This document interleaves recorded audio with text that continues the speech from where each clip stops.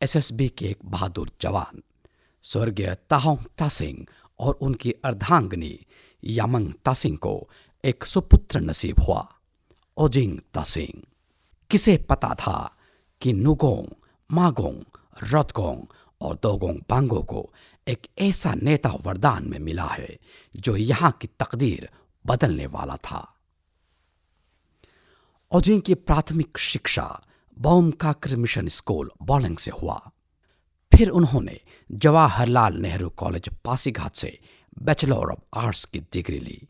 समाज सेवा और नेतृत्व के जज्बे उनमें शुरू से ही थे।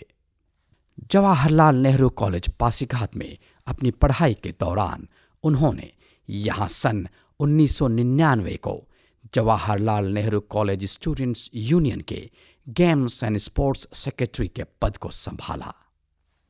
उनका सफर आगे बढ़ता गया और 2001 से लेकर 2003 के all Arunachal Pradesh students union कार्यकाल के लिए उन्हें निर्विरोध कन्वेनर चुना गया। उन्हें 2006 में all Arunachal Pradesh students union के महासचिव यानी जनरल सेक्रेटरी के पद पर लेकर आए और इस प्रभार को उन्होंने 2009 तक संभाला। फिर समाज के प्रति अपना समर्पण, अपने लोगों के लिए मोहब्बत, अपने राज्य के लिए कुछ कर गुजरने का जुनून और वतन परस्ती ने उन्हें 2014 के विधानसभा के चुनाव में 35 पांगिन बोलेंग चुनाव क्षेत्र के बीजेपी उम्मीदवार के रूप में उतारा। पर उस साल नियति को कुछ और ही मंजूर था। कड़ी मेहनत और लोगों के मोहब्बत के बावजूद भी वे इस चुनाव में शिकस्त खा गए। इस हार ने पर उन्हें नहीं हराया और 2019 में फिर एक नए जोश और एक नई उम्मीद के साथ वे मैदान में फिर उतरे। और क्या था, लोगों ने उनके वादों और इरादों में यकीन किया और उन्हें 4,567 वोटों से विजयी किया।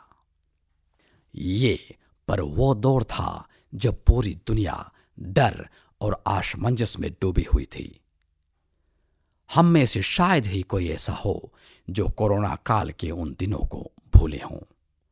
मौत मानो दरवाजे पर दस्तक दे रही थी और जिंदगी के लिए हम एक दूसरे से दूरी बरत रहे थे।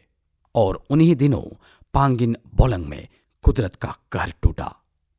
पांगिन बोलेंग की जीवन रेखा माने जाने वाले संगम ब्रिज टूट गया और कुछ ही दिनों के अंदर सुपुंग ब्रिज भी कुदरत के हाथों धराशायी हो जाता है।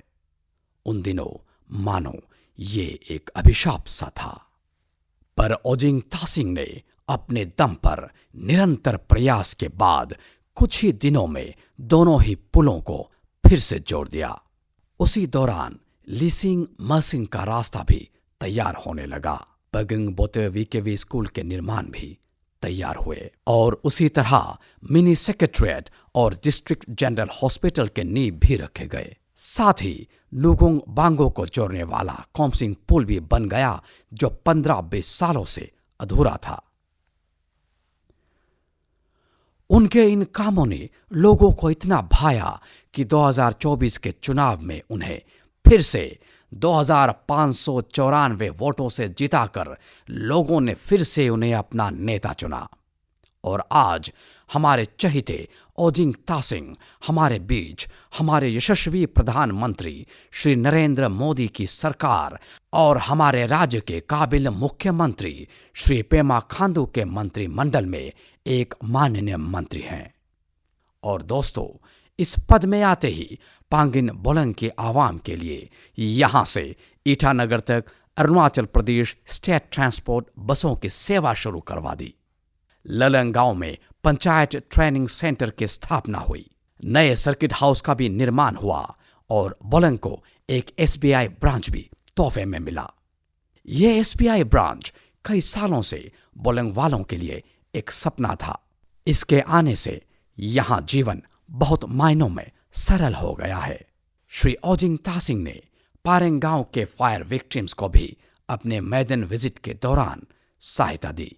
साथ ही युवाओं के लिए एपीसीएस की फ्री कोचिंग और फ्री ग्रामर क्लासेस के अलावा एंटी ड्रग्स कैंपेन भी चलाए। इन सब के अलावा कई गांवों में कम्युनिटी हॉल्स बने, सीसी रोड्स के निर्माण हुए। पर दोस्तों, ये तो बस शुरुआत है। अभी तो कई डेवलपमेंट्स कतार में है।